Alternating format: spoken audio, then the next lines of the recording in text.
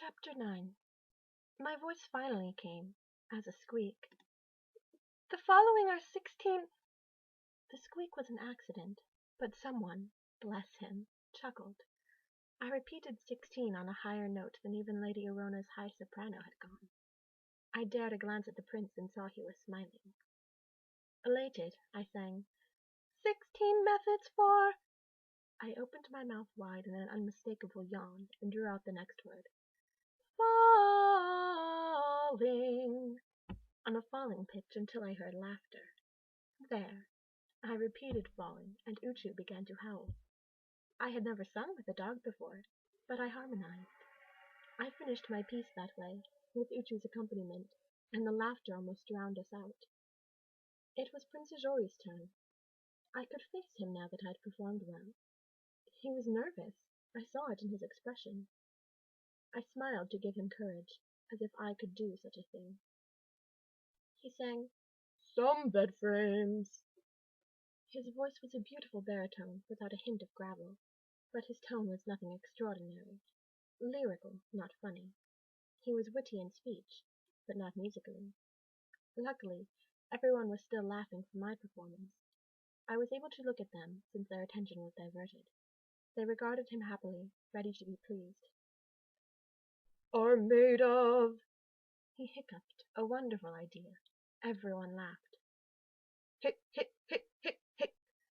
He turned to me, and I knew he wasn't sure when to stop. He could go a while longer. I nodded and kept nodding. He kept going. I listened to the laughter and noticed when it crested.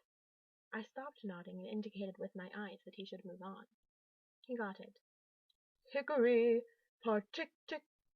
He sneezed, by accident or design, and there were shouts of laughter. A few more words, and it was my turn again. I borrowed his sneeze and added a new element, a snore. When we sang together, the hall rang with hiccups and snores and yawns and sneezes. Uchu stood and barked. It was a triumph. We were a triumph. Then we were finished. Uchu stopped barking.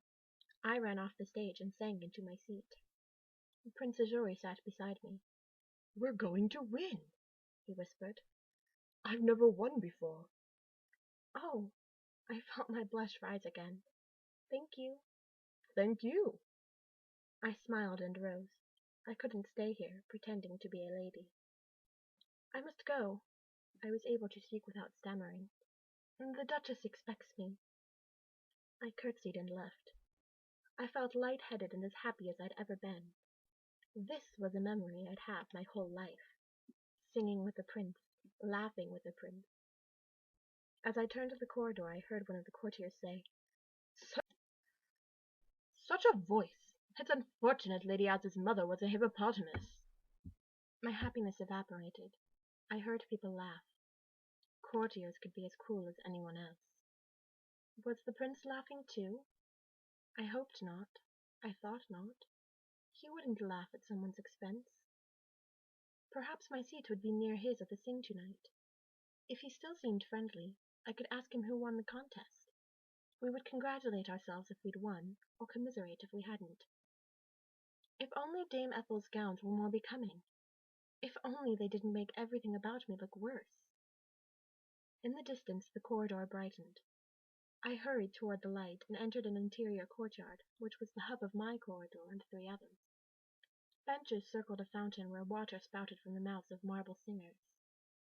The courtyard was empty. I sat on a bench. If I lived in the castle, I'd come here to escape the people who taunted me. When I returned home, I'd tell father should have a marble fountain of the feather bed.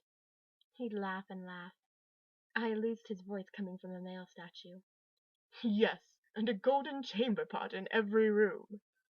I loosed Arita's voice from the female fountain singer. She changed the subject. "Which do you fancy more?" she sang. "The prince or his dog?" Yari's bass voice rang out. "No matter. Does the prince fancy you?" I blushed. Yari could always make me blush. Mother's voice came from another statue. "I don't fancy that frying pan. We wouldn't keep her." Mother brought me close to tears, as her sympathy often did. I stopped losing. Behind me, someone applauded. My stomach clenched. I didn't want anyone to hear me lose. Moreover, Eortheans never clapped. They turned. It was the Queen.